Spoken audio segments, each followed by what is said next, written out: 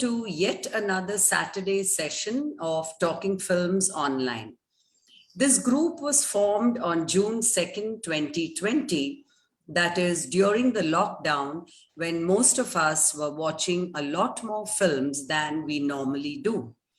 Almost on a whim, Nikhila and I decided to formalize our Facebook discussions on films by forming an online film club.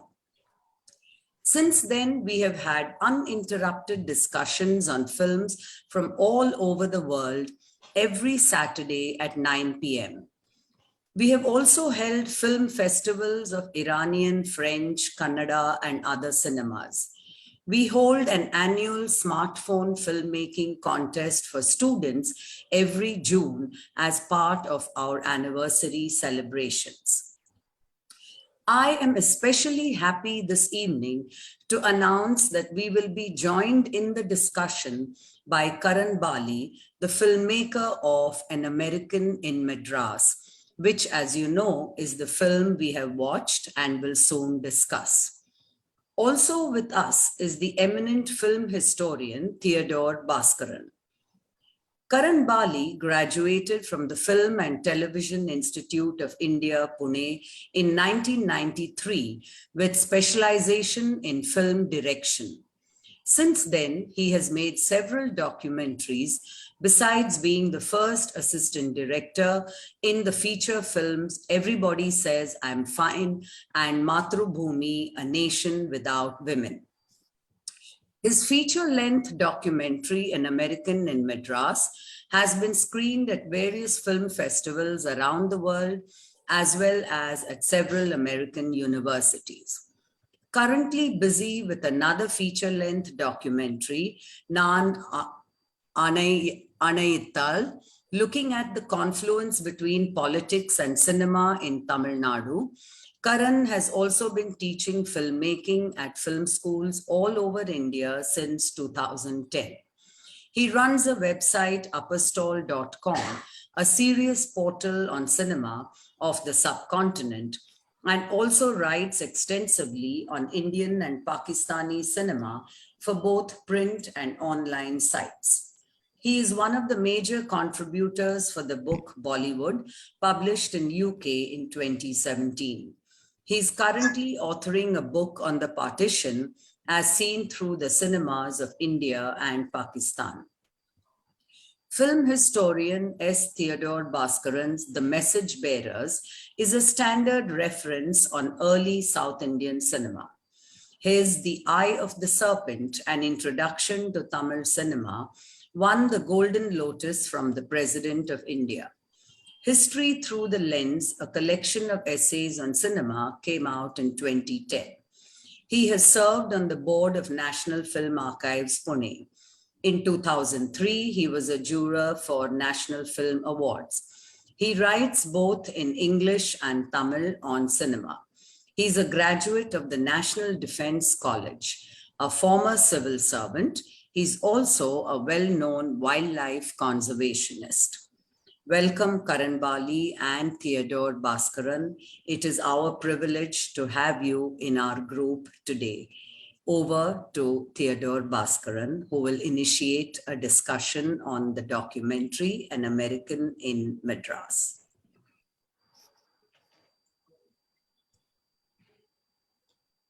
Thank you for giving me this opportunity to talk about a very impressive documentary that has come out in recent years. Film history, or even film studies, has been a neglected subject because right from the beginning, that is the birth of cinema, cinema has been neglected as a plebeian preoccupation. And therefore, not much of documentation was done. And we find it very difficult to gather material where we want to reconstruct the history of Indian cinema, South Indian cinema. And this particular film, American in Madras, documents the work of Eliza Duncan at a very formative stage of South Indian cinema. The big studios were active in Madras, and they had developed a style of filmmaking born out of the company dramas. In fact, the early films were mostly photographed company dramas. And along comes Eliza Duncan, and he introduces what I'd like to call the Hollywood style of filmmaking. He changes the way the story is narrated. First of all, he took the camera out of the studio and shot scenes in open air, and particularly almost all his films have a sequence of a big procession coming. And he reduced the number of songs and developed this Hollywood style of filmmaking. Unfortunately, it didn't grow from that. It sort of petered out. But then it was a very important point in the history of South Indian cinema where Duncan comes in and makes a contribution in terms of storytelling, in terms of direction, and in terms of, excuse me, one. Ambi, konjam meduva veinga. Sorry. So in terms of storytelling, few directors followed it, but it did not change the storytelling style of South Indian cinema. I'll just add a few sentences about this particular documentary that Karan Bali has made. Now, he has shown through this documentary what a documentary can do and what a documentary should be like, because he packs in so much of material in that film, using all the possibilities of cinema. Karan Bali had a very good grasp of the dynamics of South Indian cinema, and he has used it in this film. He has used archival material, he has used research of printed material, he has interviewed people who worked with Duncan, and all the possibilities, and has made this documentary very rich, informative, and a milestone film in the history of Tamil cinema.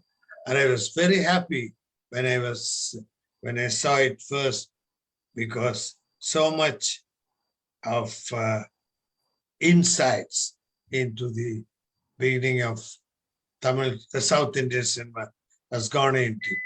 I'm using the word South Indian cinema because, mind you, till the new states were formed according to the language, that is 1960s, Madras was the center of filmmaking for all the South Indian languages, including many Sri Lankan movies.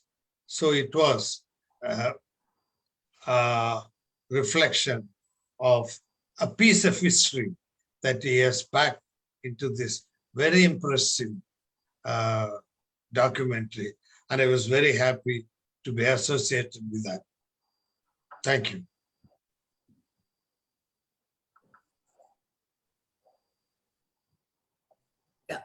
Thank you very much, Mr. Theodore Baskaran, for your comments on the film. It is now open for discussion.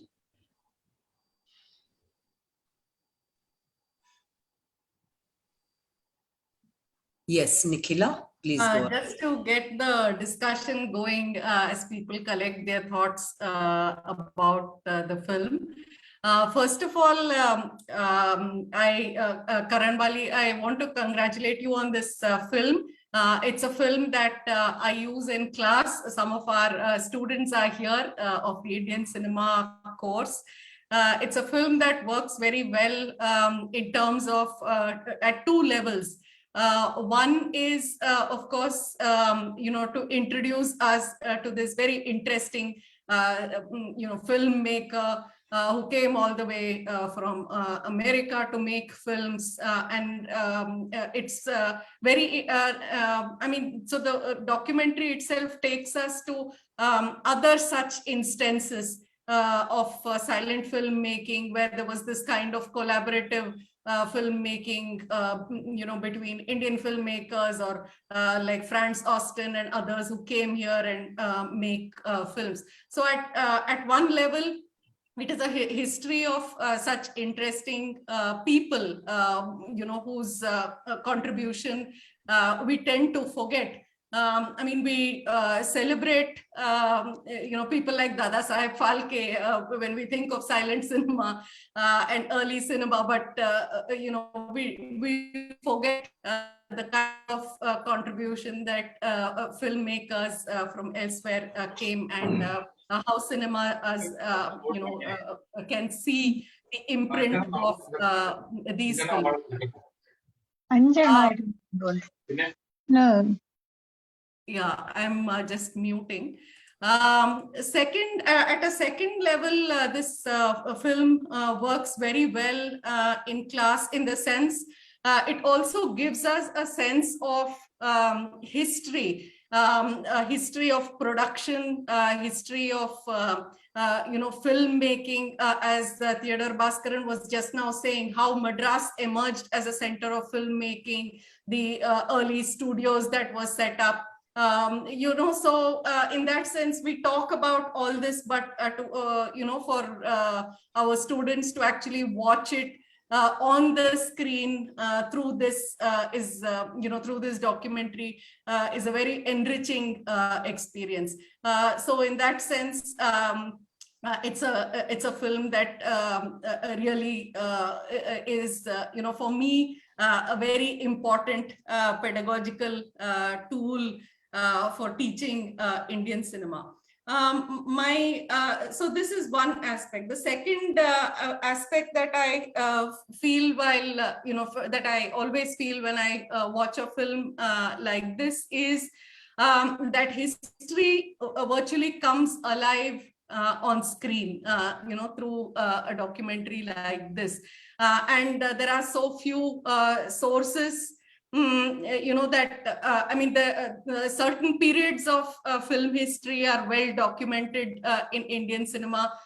Again, Theodore Baskaran was mentioning how for a long time, film history, film studies itself has been somewhat neglected within the academic context.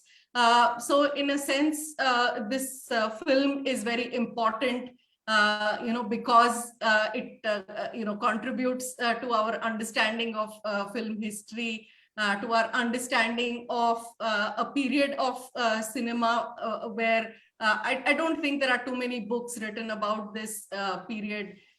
So I think in that sense, both as a source of research and as a pedagogical tool for teaching, it's quite an invaluable documentary. So for now, it's just this. So later, if there are, if I remember other points about the film, I'll come back to it. Thank you very much. Yeah, thank you so much, Nikhila. And just to add to your point about how it is, a kind of history of cinema itself. Along with that, I think it's also a history of filmmaking processes in the Tamil film industry. You know, it tells us about outdoor shooting pioneered by Dungan, also about the use of the trolley as against the staginess of earlier cinema. So in this sense, it's a valuable film on the very history of early Tamil cinema. Karan Bali, would you like to say something? Okay, it would have been easier for me if there was a thing, a particular thing question, but, and also it's a little awkward for me to now to actually speak about this film after 9 years after making it. The distance is quite, considerable. I think the thing challenge, and that is what has already been mentioned, is that so little has been done on, I think, writings on Indian cinema. And somewhere the thing challenge, and I think I had to try and do that in this film, was not only to kind of treat it as a cinematic documentary, but it also had to be a documentation of certain period of history. I think the fact that it needed that sense of documentation, it was responsible for some of my decisions in that film. Perhaps if I had my own way, I may not have been as, as much and made it as much of a document today as I did perhaps at that period. But I think the important thing was that it was a documentation that needed to be done. And I kind of had to straddle both worlds. The worlds of purely documenting it in a historical context and somewhere making it engaging cinematically. So the challenge was always that over there. Because even you mentioned upperstall.com, it was a website I actually began in 2000 when I saw there was so little I could research on Indian cinema, and especially writings in English, because for me that was, of course, I couldn't go into local languages from what my education, etc., has been. Our Bible was Indian film by Eric Bardno and S. Krishnaswamy. And maybe I think so many cinemas by B.D. Garga came later. We didn't have anything else to really kind of think. So even Upper Stall was doing a lot of research to put material on Indian cinema. And even as we continue today, the focus is actually on the luminaries and the classic Indian cinema. I think history is a very, very important aspect that we need to document, and that's what I've kind of tried to do. To, as I said, to straddle a documentation of history, give it some context, and yet treat it cinematically. Yeah. Karan, there's a question for you from Basav Biradar. He says, can Karan, and he greets you here. Hi, Karan. Talk a bit about his interest I've seen the message. In Ellis Duncan and his process and journey of making this film. Okay, I think the one thing that making the film on Ellis Duncan, that I think half the battle was already won when you had a character who was an American who came to India to make films. And that too in the early days of the cinema. And not just in India in films, but the fact that he went to South Indian cinema and built a reputation for himself in the world of Tamil cinema. I'll be honest, initially, I did not have any idea of making this into a film. Thanks to Encyclopedia of Indian Cinema, for the first time, I came across Ellis Duncan. Over there was a small write-up on him. And then I began hunting for whatever more material I could get to write an article for him on Upper Stall. It was nothing more than that. And this was around 2004, 2005. But somewhere it came back to me, 2008, 9, 10. And then I slowly began thinking, I think perhaps there is a story here to be told on film. thing. And as I said, that I had to kind of then work out how am I going to document this, because first of all, if the writings on Indian cinema were less, uh, documentaries on historical aspects of Indian cinema are even fewer. I think one of the reasons is also to do with the fact that we are not good archivers. So it's not merely, I think, question of not enough books and writing. The problem here was also that uh, there was too much that we've already lost in terms of our cinema history, because the NFAI itself came up only in 1964, which is a good 51 years after Raja Harishchandra. And so you can kind of imagine the kind of films we've lost down the years. In fact, we've made something like 1,300 and odd silent films, and only 13 of them exist in different stages of completion today in the archives. And by 1950, we had lost 80 to 90% of our films. So I can understand there's a difficulty. I have gone into Nan Aane et al, but I'm not sure I will do another documentary after this on history of Indian cinema, because half the problem is how to get clips, and even when you do find them, how to run after good quality clips. But somewhere when I mean, with Ellis Duncan, when one felt there was a story, I think the go ahead came when one could make contact with the West Virginia State Archives. The fact that Duncan, being an American in India, he actually documented his life pretty well and understood the importance of archiving. In fact, he had organized his house, organized an entire room in his house, all his photographs, etc. And then before he passed away, he donated it to the West Virginia State Archives. That somewhere gave us a lot of material for the film. If there was no West Virginia State Archives, there was no film over there, because we really had to depend on them. Most of the archival material that you see in the film has actually come from there. The film clips have come from NFAI, largely, his Tamil film clips, whatever NFAI had. One, though, I had to chase Columbia video films for the clips from Ponmudi in Malaysia to get those those clips from there. But otherwise, it was West Virginia that had Duncan's entire collection, the photographs you see, the footage of him on the sets directing his films. Now, in 1917, Falke had made a documentary, How Films Are Made, but that doesn't exist anymore. It's lost. I think this is perhaps the earliest footage we have on the making of films in India. We see Duncan through his first 4 films between 1935 to 1937 in this footage. So I think what really helped was when one made the contact with West Virginia. And of course, one of the earliest persons I met when I wanted to do the film was Mr. Baskaran. And things fell in place.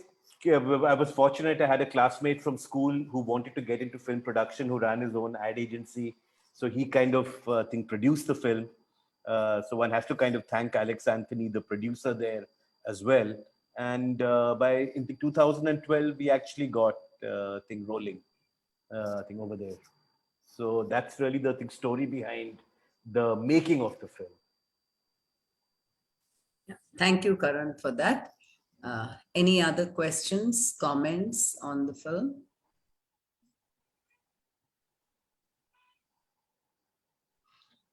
I'd like to make one point. Yes, please. About the film. You see, in recent years, that is in the last 15 years, there is a lot of interest in documentaries, mainly because you are able to get good cameras, very handy, and you could make a documentary. So there was a burst of documentary activity.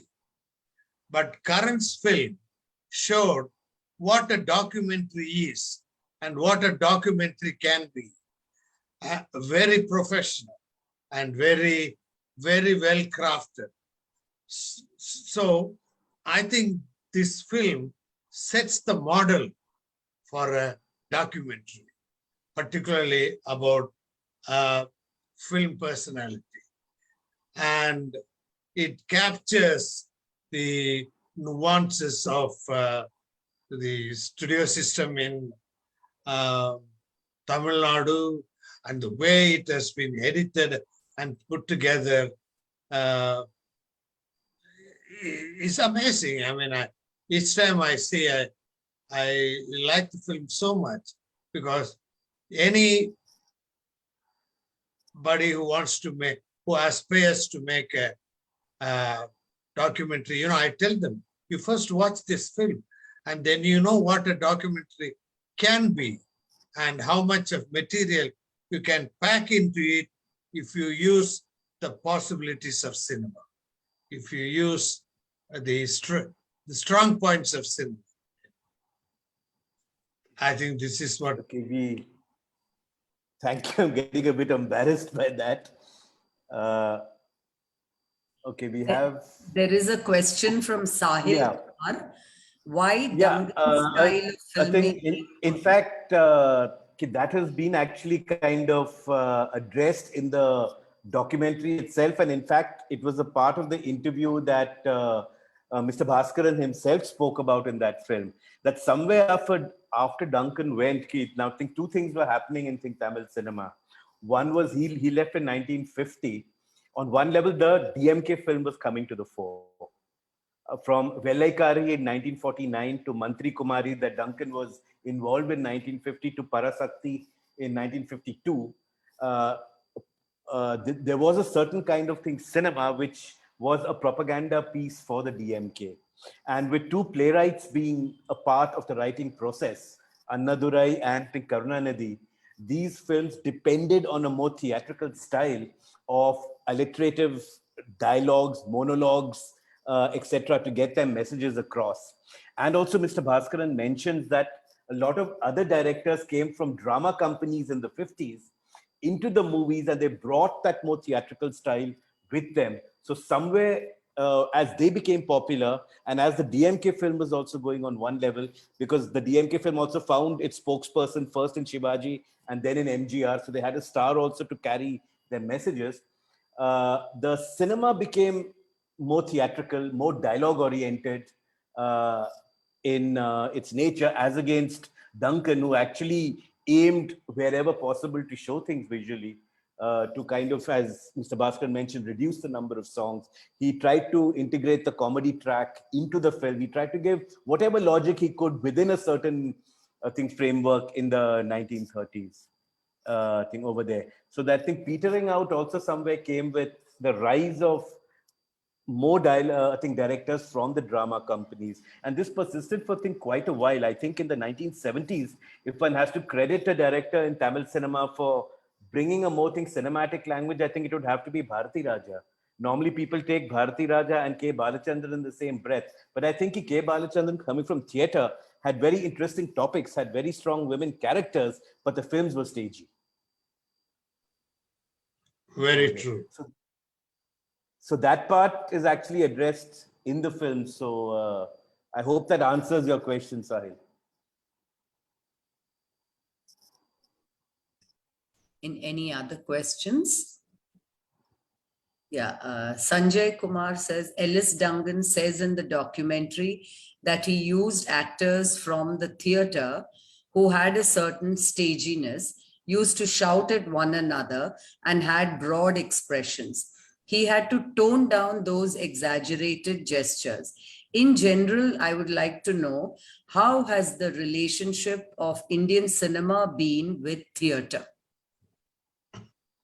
Well, I think initially in the 1930s, a lot of the actors came from theatre into cinema. So initially, before cinema, theatre was the most, the primary form of entertainment for the masses, and I think cinema, I think took over. And the early years saw a lot of people from the world of theatre, especially coming into cinema. In fact, in Tamil cinema itself, I think people like K.B. Sundarambal, etc., came from the stage into films. And a lot of our cinematic language also evolved from the different forms of theatre.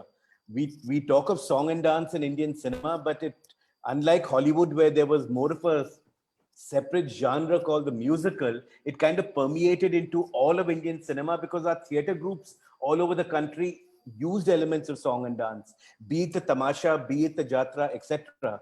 I think that was a natural extension when the cinema kind of thing took over. And of course, from silent cinema, when cinema could talk, it was a big thing. And when you're making talkies now, what is a USP? It's no longer the visual, it's what the soundtrack can do. So even in Hollywood, perhaps it's poetic justice that in terms of the first talkie, the jazz singer involved talking and singing.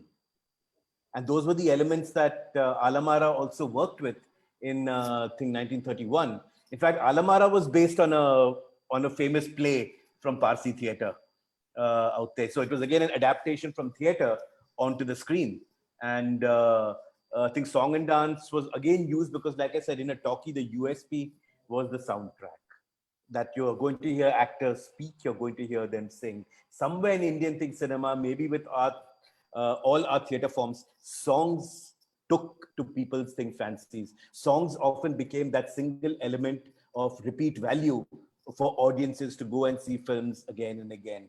And even film publicity was geared around the songs. In the olden days, you would get song booklets, which had the poster of the movie on the cover, perhaps the cast and credits inside, synopsis of the movie, which should be left at some tantalizing point, and then the words of the songs over there in the booklets. And these were sold in the interval. And now you have, of course, see them either in the National Film Archives or with the collectors or other archives. Like Mr. Baskaran donated his entire collection to the Roja Muttaya research library thing over there. So now it's more places like that, and a few collectors who've kind of held on to their collection. One of them has been interviewed in An American in Madras, who saw the Hindi version of Meera, Mr. Narayan Mulani.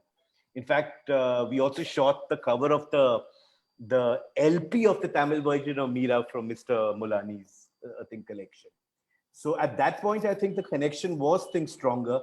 And there is, I mean, you see artists from theatre who have come into films. In fact, even in Bengali cinema, people like Utpal Dutt, etc., they all came from cinema. And MGR and Shivaji, etc., they came from the theatre in Tamil cinema. In fact, they continued to do plays even after they came into cinema.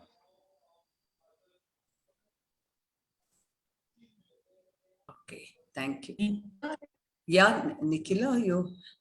Yeah. I just have two questions to ask. One, Karan, is in the sense, when you make a documentary, I mean, I told you what purpose I use it for, how it's useful for my classroom. But I'm sure that's not the primary purpose with which you made a film like this. So who is the audience that a documentary like this envisages? So whom does it, kind of plan to reach out to?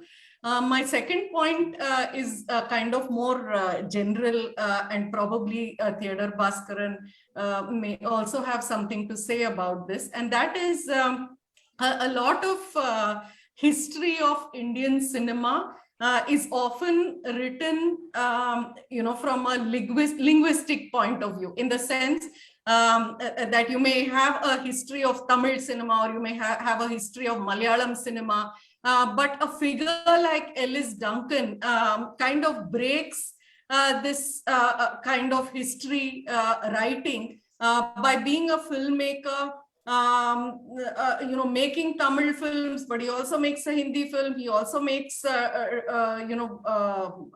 actualities, actualities and documentaries.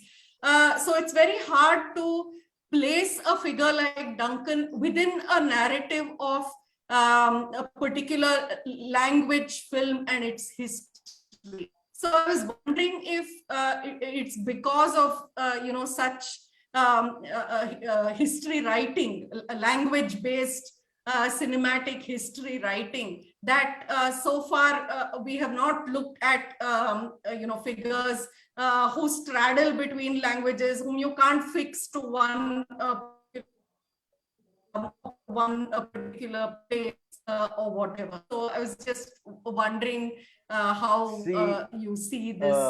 Okay, I'll these answer two. the second part, I think first, that with Duncan, of course, he did do one Hindi movie, but that was more that it was to introduce Subbalakshmi to the North Indian audiences when they decided to do the Hindi version of Meera. And he did one Telugu film called Valmiki. But largely, Duncan's history as a feature filmmaker would be the Tamil film industry over there.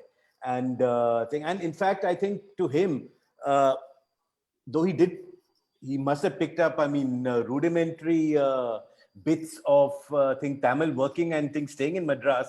But for him, whether he's doing Telugu, whether he's doing Hindi, whether he's doing Tamil, I suppose he would need the help, as he mentions in the film, is assistant directors who knew the language and who were the bridge between him and the actors in getting the film made.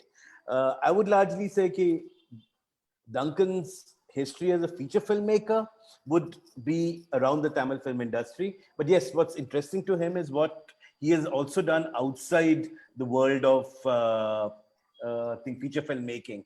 I think, again, that comes out of a sense of having that importance of archiving.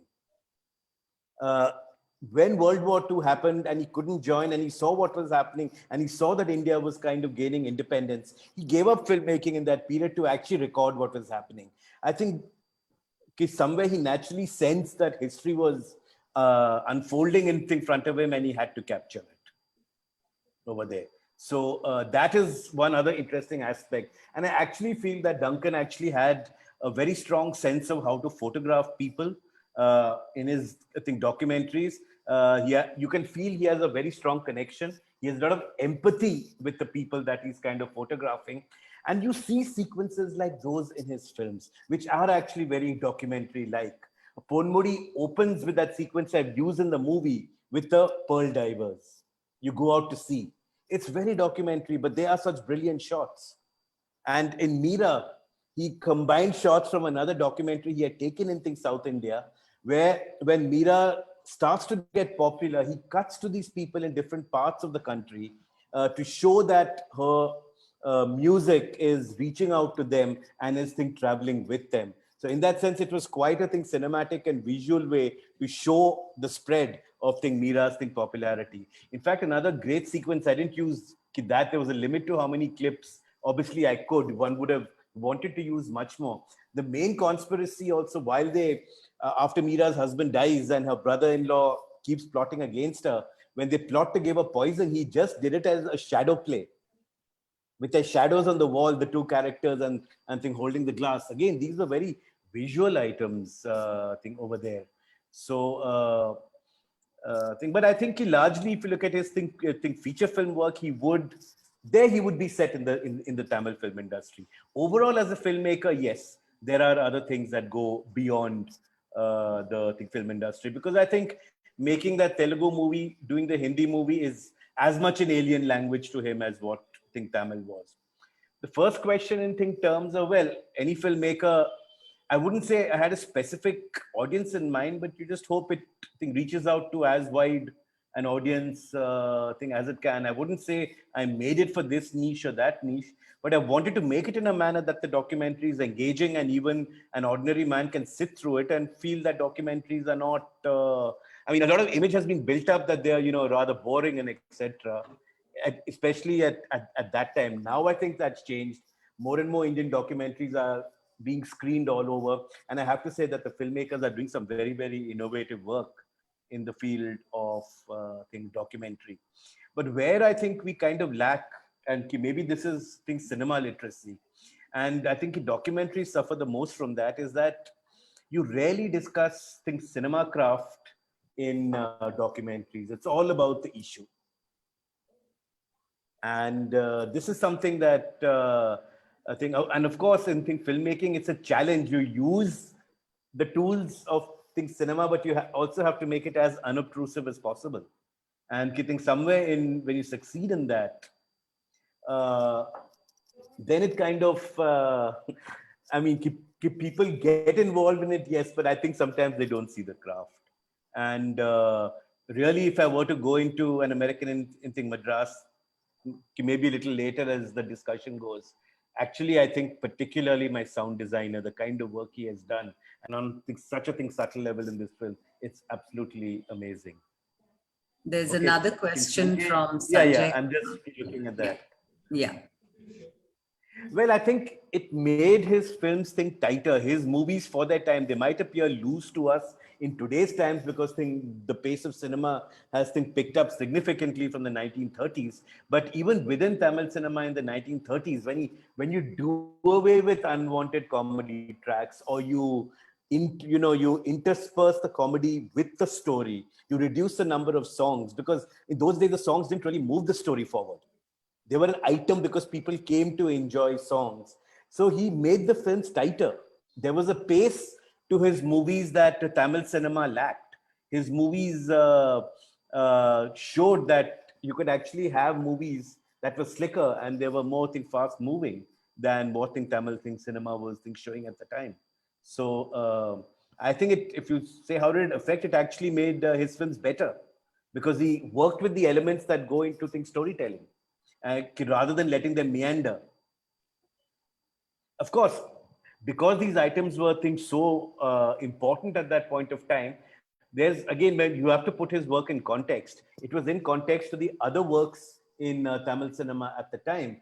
Otherwise, you would find him outdated today. You would find a lot of songs still in his movies, but compared to other movies in that at that time period, he reduced it. So he made movies which were tighter, and the film kind of mentions that his films had a pace. In fact, I've used the shots of him editing and looking at footage where that bit is kind of mentioned. And Basar mentioned Franz Austin, and you had also mentioned it. That I think was important to include Austin there among other people to show that Duncan, one, was not the only foreigner. There were other foreigners working. As I said, you have to put him in context. But there was also another important reason for that, in the sense that when you look at the clip we've chosen from Achut Kanya to represent Austin's work, it very clearly shows him working within Indian parameters. The way Ashok Kumar laughs at Devika Rani that a woman cannot lift a sack, there's a very strong patriarchal element that our movies were looking at. Whereas Duncan brought his gender equations, more forward-thinking women who initiated their own romance, etc., into the films in Tamil and actually made them appear quite modern. In Ambikapati, it's a princess who initiates the romance. And in Ponmudi, that intense romantic scene between Madhuri Devi and Narasimha Bharati, she's the one who brings him into the shed. She's the one who starts stroking him and gets intimate with him. And it's his ring that falls down as a mark over there. It's a total gender reversal. And it's a beautifully taken shot that apart from that ring, which is used as an insert, it's a single shot. She opens the door, you just move to give her space. As they get intimate, you go closer so that you get closer to them. And then after he goes out and she turns, the camera uses that to again give her space as she walks, and you hear the barking of the dog, and she knows that, well, he's going to be caught. Yeah. Somewhere it was very important to use Austin and the kind of movies he made as against what Duncan did as a foreigner in India. So at times you don't say everything in a movie.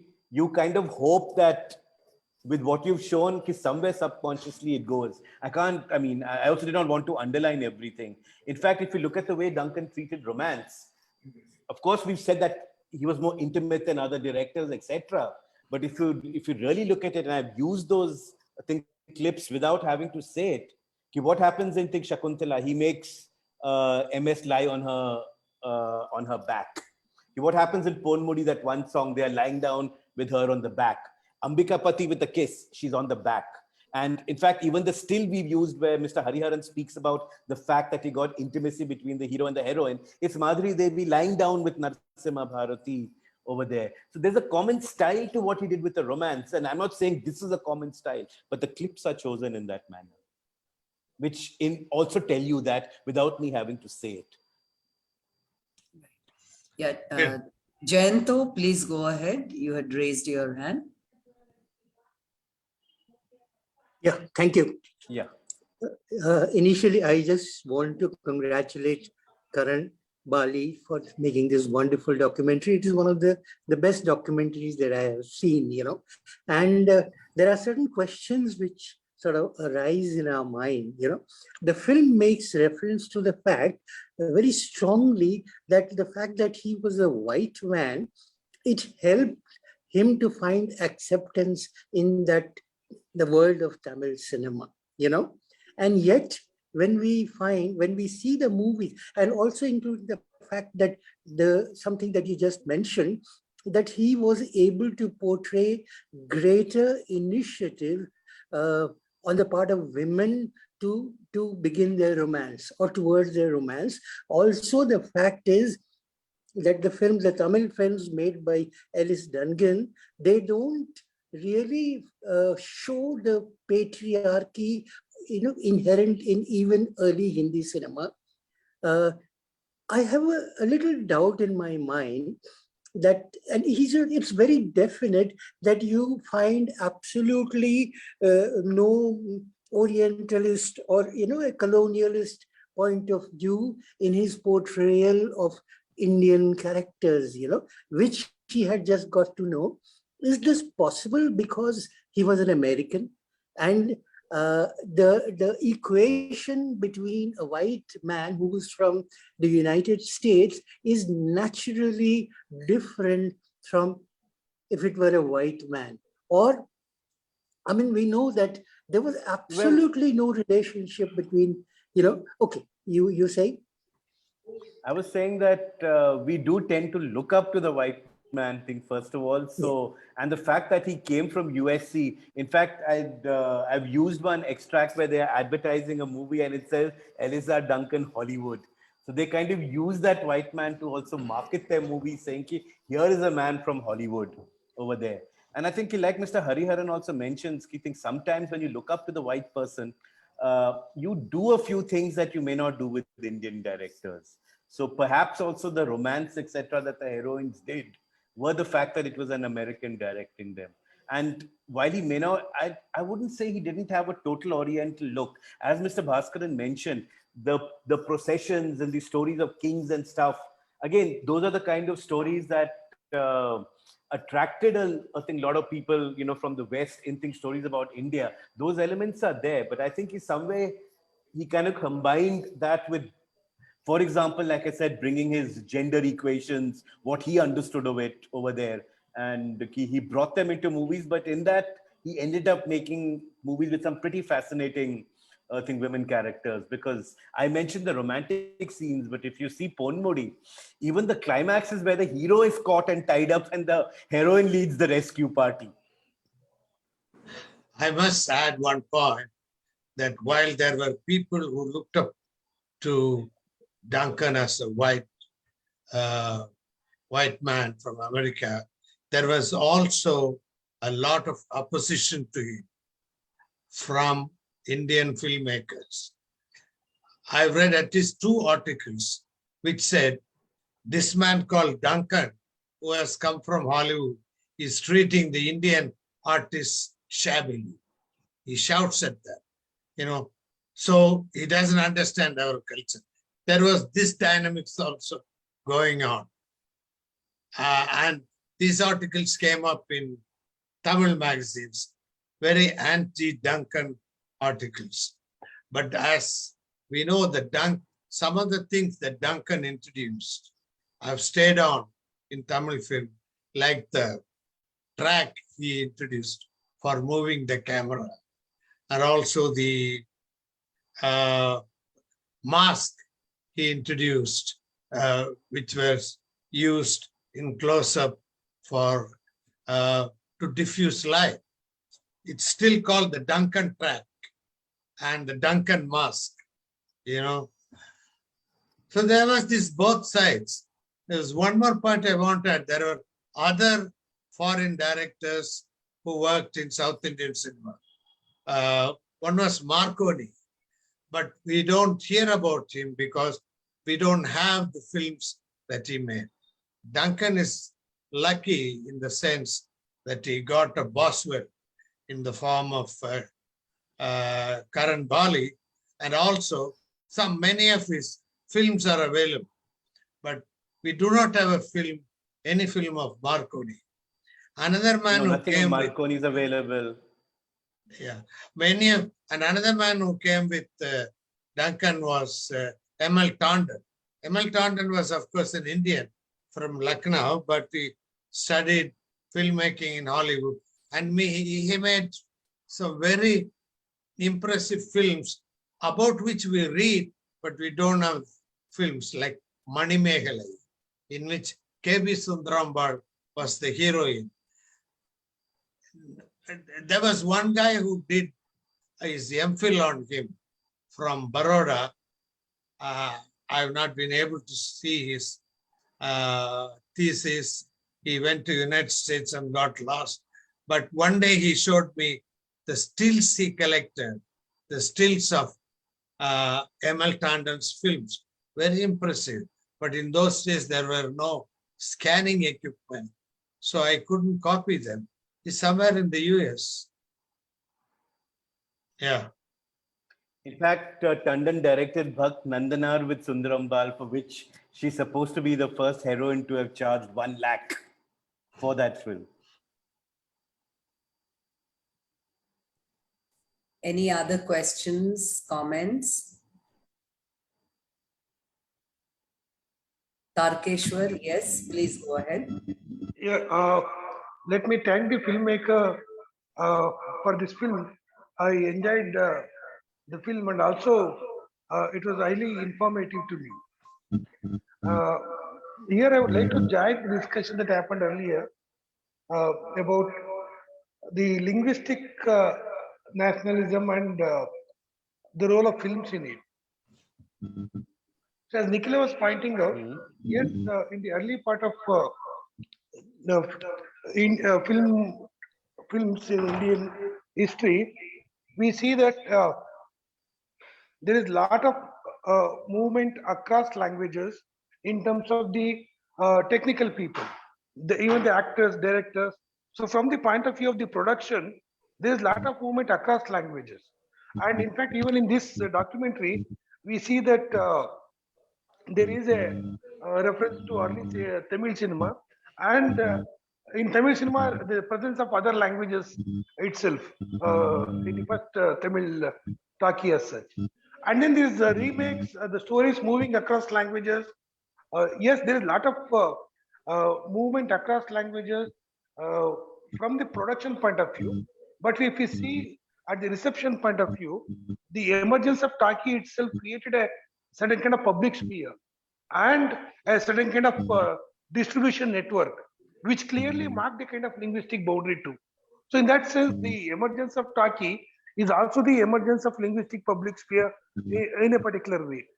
Though in terms of the theme, the linguistic nationalism might have come much later, but the emergence of talkie itself was creating a linguistic sphere. That was the point. But even when, as Theodore Baskaran said, when the production was located in Chennai for the entire South India, the Kannada, Malayalam, Telugu films were made in Chennai. So, and many of them were multilingual productions too. In that sense, always there was a kind of tension between the production and then the distribution and reception.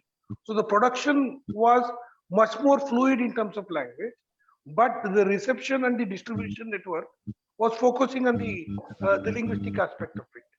So this tension, I don't know, because I've not worked much on it, I will not be able to say anything. But this is quite interesting to pursue it, what happens to it. And in this documentary itself, there is a lot of hints towards that. So what happens to Meera when it travels from Tamil to Hindi? How the song, the lines will change, one. And then there is also another reference within this documentary about the Bhakti films in Hindi, in Tukaram, and then the Bhakti films in Tamil. So the difference happens. Yes, there is a lot of movement in terms of theme and then the plot and everything. But the way they transform within the linguistic mold is quite interesting to look at. So this film rises and provides a lot of food for thought for further research in that sense. Thank you very much. Welcome. There is a question in the chat box from Ajanta Sarkar. In It's more film of a history, comment. there is a question, I think, towards the end also.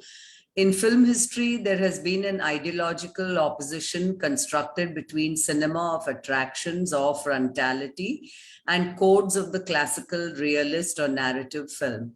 The former has been considered more progressive, that is, does not have the bourgeois individual as its telos.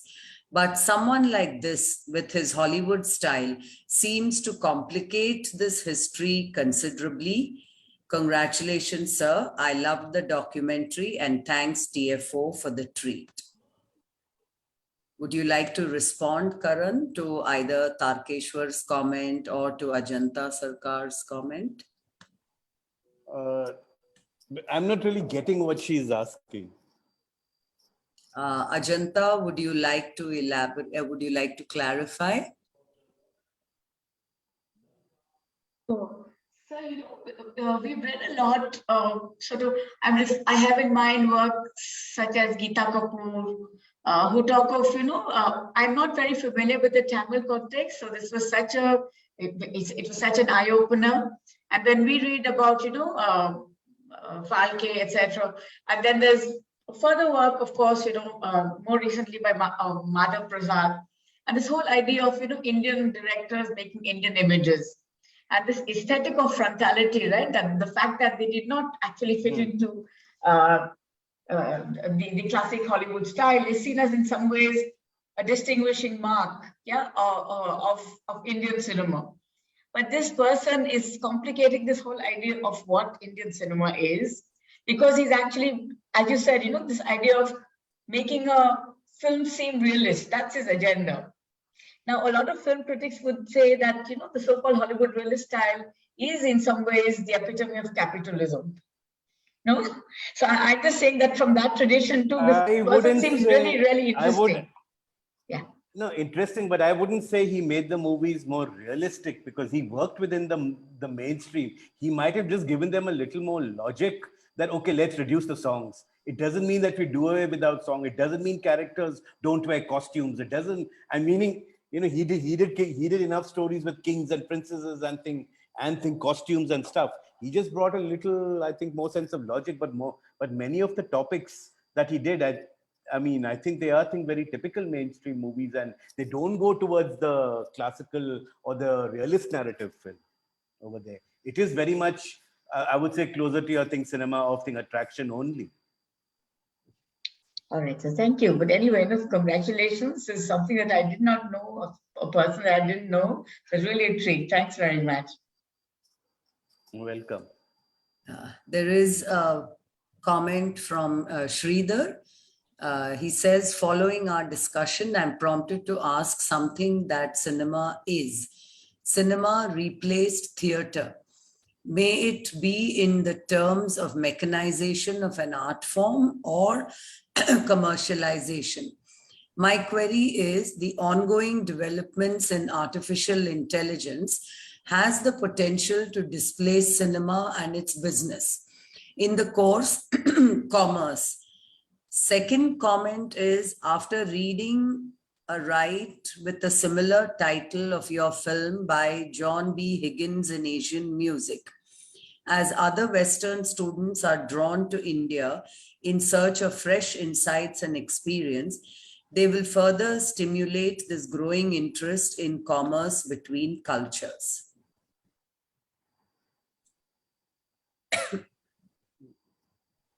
Yeah, but I really don't know what has been asked as related to perhaps my film. And again, I'm purely a filmmaker and I really haven't gotten to the world of artificial intelligence. So I really don't know what to answer.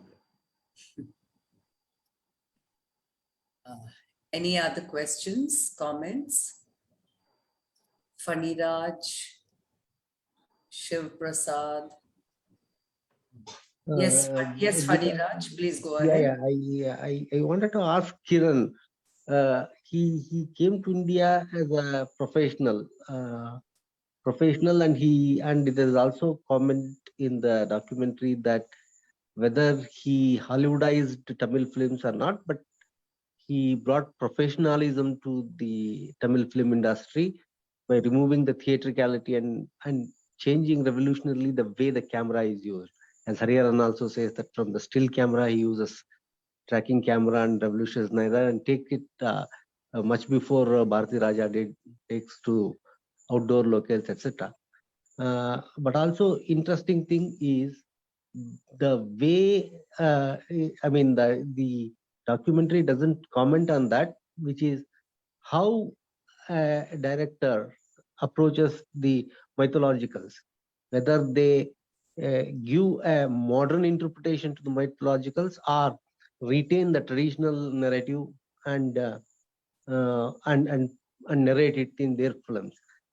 Here, most of the films which Dangan has made is based on mythologicals or folklore, but except for the folklore where DMK politics comes in with Karunanidhi being pitched in as a writer, but his approach to mythological is interesting for me because the documentary doesn't shed much light on his approach to mythologicals. That means whether it reinterprets the mythologies or keeps the traditional narratives of mythology as it is. Because much of the Telugu films which followed later kind of popularized the mythologies in some other sense. But approach, I mean, whether to interpret, say, interpretation of Meera or interpretation of Shakuntalai. So because it's a documentary, because you have made a very innovative insight about the intimacy and the way Dangan used to do the intimacy. I'm also interested to know what is his approach to whether he kept to the traditional narratives or whether he tried to introduce an alternative narrative to the mythologies. No, I think if you look at the stories, he's stuck to the stories as to what thing comes from. See, I don't think he had a choice in his films, for one. The system was the studio system, so I think he made what was kind of being made over there. Few things I think was more his as to what he could bring in, perhaps with his I think being an American. Few things maybe he found reference points here and there, but I don't think there's any difference in the story as such. But for example, when he saw Ambikapati as one where obviously a poet and a princess, that's not a love story that's going to be approved upon. For him, the obvious connection was Romeo and Juliet. And hence there's even a sequence where he goes to meet her with her in the balcony. I think he brought more of this sort of a treatment within the scenes. But I would think that in the main stories, Austen, him, etc., they stuck to what the mythological stories were. Austen did only one mythological story, I think, with Bombay Talkies when he came to India. Of course, he was involved with Himanshu Rai earlier in the earlier silent cinema that Himanshu Rai made. But once they came to India, I think only Savitri was the mythological that they made with Devika Rani and Ashok Kumar. But otherwise, I think they stuck to what they had to make in India and what was going on in India. I agree with what Karan says. What was Duncan's contribution to this? Mythologically, he did not reinterpret it, but he told the story in a very cinematic way, using the language of cinema to tell the story. A good example is Mantri Kumari. Mantri Kumari is also from a literary source, but he used the camera positions, the way he organized the shots. He told the story in a very cinematic way. This was his contribution, Duncan's contribution. And this is what I had described as the Hollywood style. It was followed by some directors even after Duncan left India. One example I can think of is Ramnath. He made that film Erle Padum Padu on Victor Hugo's La Miserable story. And they learned a lot from the way Duncan narrated the story in a language of visuals, reducing the orality of the film. That is his contribution. He neither reinterpreted the mythology nor did he change it. But otherwise, I would say people like Austin and Duncan worked within the system. In fact, it's also mentioned in the film that in Ponmudi, and I was wondering when I saw it, what the hell happened at one point when he gets kidnapped, and then that part of the script was written by Karunanidhi, though he didn't get the credit. So suddenly, for a movie that's a love story, where the hero sent away on business by his parents to break it up, the heroine runs away from home to try and find him. Suddenly, when he's kidnapped and she's told about this, you suddenly have a monologue where she, in fact, I've used that clip in the movie. Suddenly she goes that a Tamil has been kidnapped. The whole Tamil identity, etc., comes into it. So I think somewhere they did what they could within the system, but they worked within the system.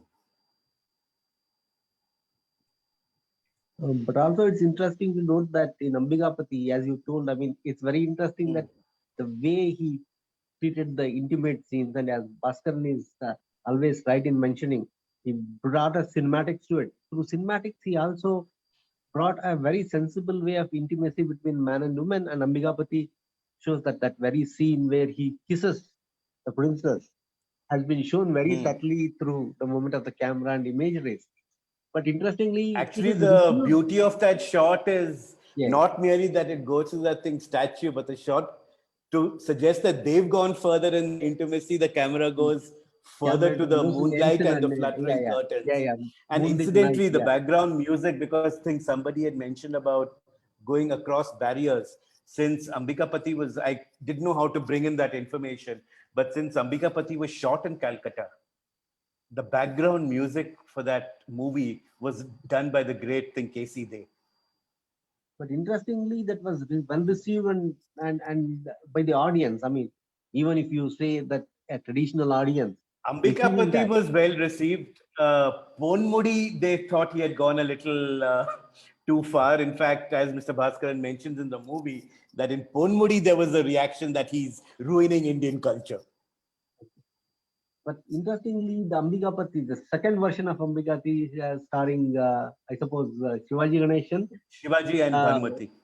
One of the interviewers, one of the film enthusiasts says that he was standing outside for reaction, and when the audience came out, okay. I mean, that's very interesting. I mean, it's possible to touch the audience, even they are traditional, through your cinematics and win them over such taboos.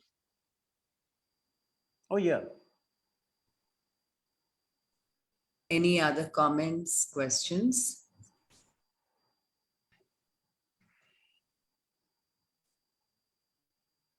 I just wanted to ask Theodore Baskaran if this version of Meera is the first in Tamil.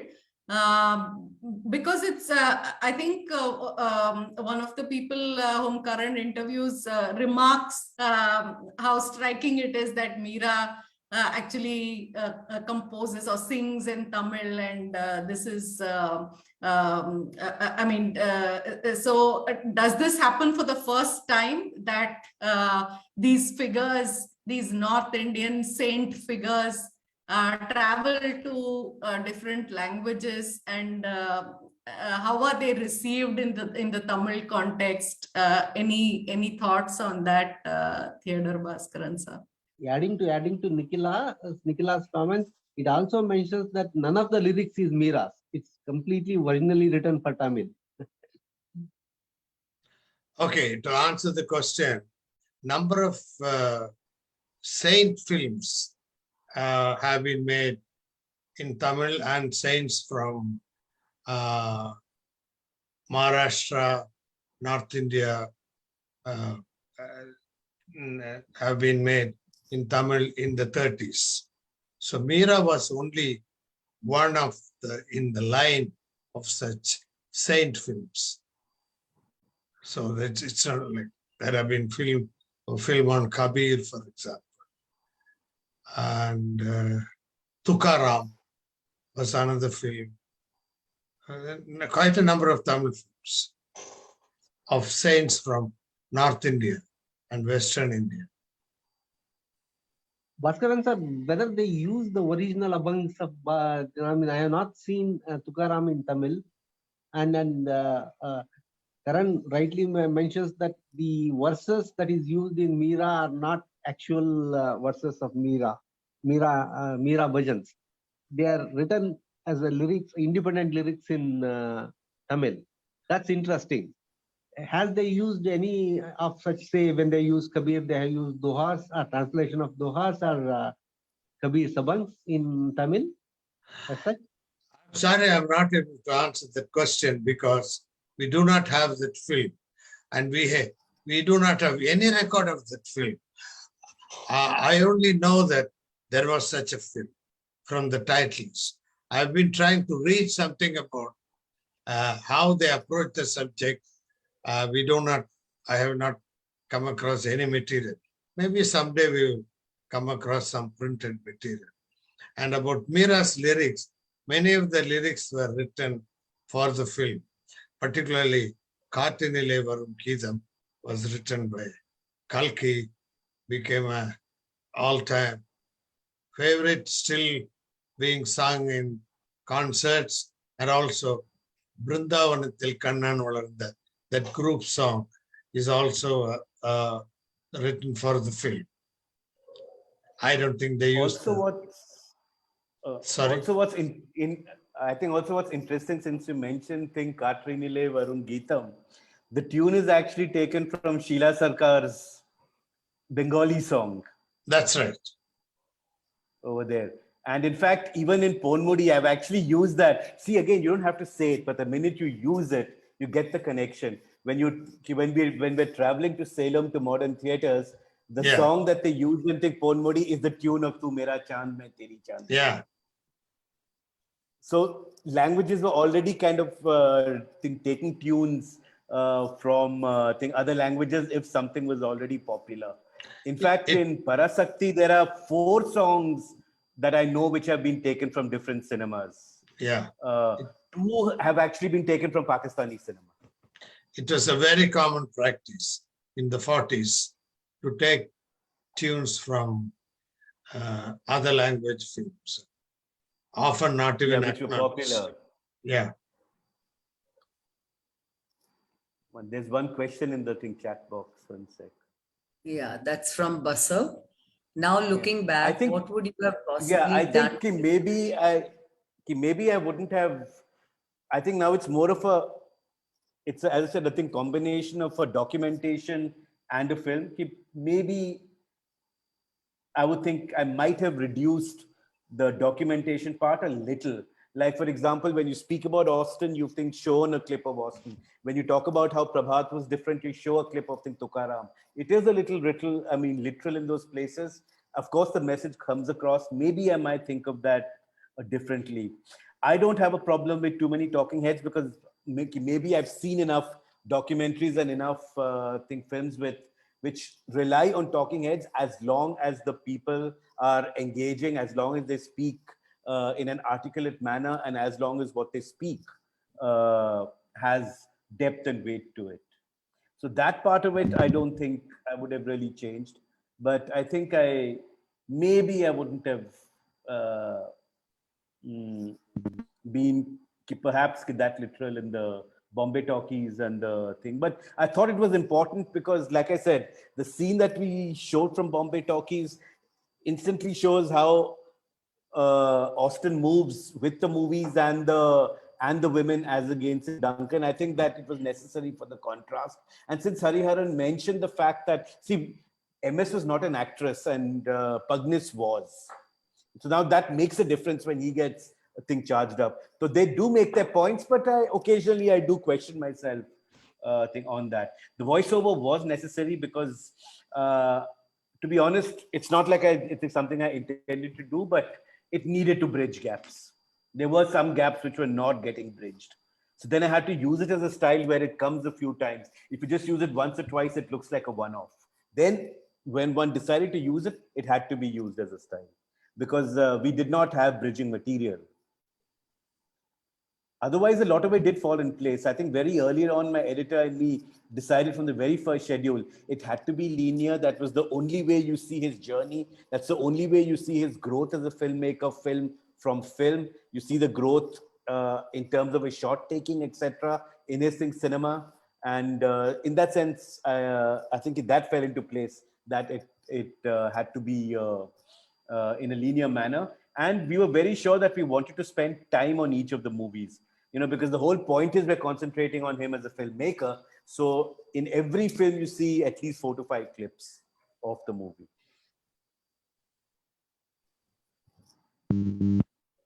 Yeah, Tarkeshwar, please go ahead.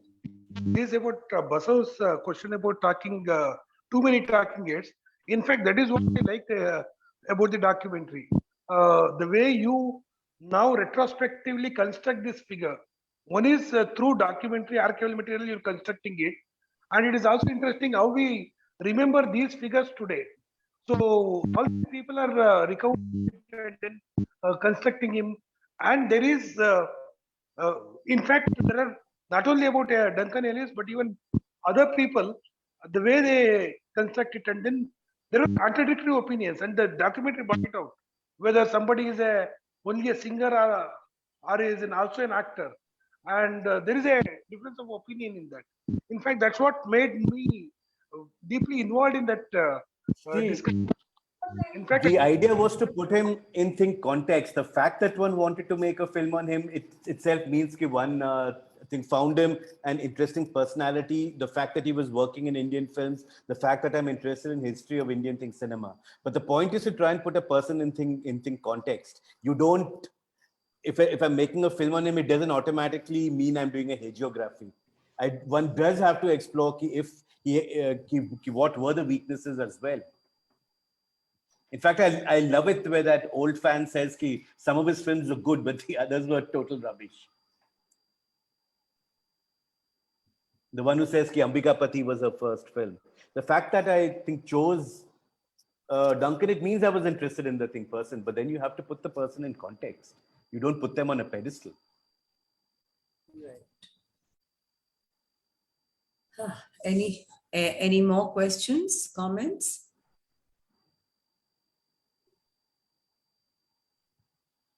Just one thing before we I'd mentioned earlier, we don't really talk about the craft in terms of the documentary. And of course, the whole thing is, I think, for it to appear as unobtrusive as possible. But there's for example, some wonderful cuts like even the editor has done. We got the exact still of him teaching her the romance to the song where it actually happens. I think it's a fantastic visual thing, transition. We were able to have that location of Varai still existing. Again, that was the sequence. I loved sitting with her and cutting, where you look at the shots he took and you see the location today. That itself speaks volumes when you juxtapose these images together. And like I said, with the lovemaking, when you had these women lying down, one has also used animals wherever, like with Shakuntala and the tiger later on his wildlife, that he had a knack. His Indian movies that, for example, the tiger hunt, he had a knack of shooting wildlife. So again, these are elements bringing out themes and styles of the filmmaker without really having to, state it. But more than that, I think I need to mention, as I said, the sound designer. Again, it's very unobtrusive, but the kind of things that he has done are so subtle and so brilliant in the movie. And this came up purely in the post. For example, for the film clips, he added the slight whirring of the projector. He, especially for the silent bits of the making of Duncan's movies, he added sounds of film scratches because the film scratches are shown in that thing. And when we see Sarojini Naidu talking about Meera, and then we cut to images of the crowds outside, like we're outside the theater, he changes the quality of the sound as to how you're listening to it from outside. Now, these are very subtle things but these are lifted so much and on a subconscious, unobtrusive level because of the work that the sound designer has, done over there. He totally exceeded my expectations and took the film to another level with purely the sound. And again, the emotion he creates when you shoot the Bombay Talkies ruins. When we introduce it very softly, there's my Banki Chidiya in the thing, which is one of the most iconic songs from Bombay Talkies. And in the end, when Rochelle speaks about that entire sequence of Duncan's return, that when MS sang an old song from Meera, he's layered that song very softly in the bottom. He's kind of connected the two eras. We've done it visually from the old Subbalakshmi to going back to a photo of her from Meera visually, but he's also done it on the soundtrack.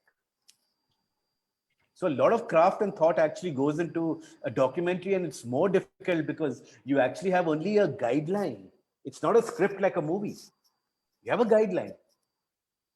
Once you have your focus, you shoot in that particular manner. But you have a guideline, and you always have to be open for what a documentary can throw up to you. For example, the interview of that fruit vendor. It was never to happen. We were shooting at that rock. Suddenly she said, Ki, I was here when I was 5 years old, and we saw them throw a doll back. Immediately I told my DOP, finish this, let's take her interview. We got someone who witnessed the shooting as a girl. So in documentaries, you also have to be very open to that accident happening. But somewhere, yes, I think I have to speak about the sound designer and think what he's done in the film. Thank you, Karan. Would Theodore Baskaran like to make any concluding remarks? Except to say that I was very thankful to have been associated with the making of the movie, and it's a great thing what Karan has done for film history in India. It's a unique documentary, and thanks for asking me to take part in this discussion. Thank you. Thank you. Thank you so much. It's our privilege. Yeah. Okay.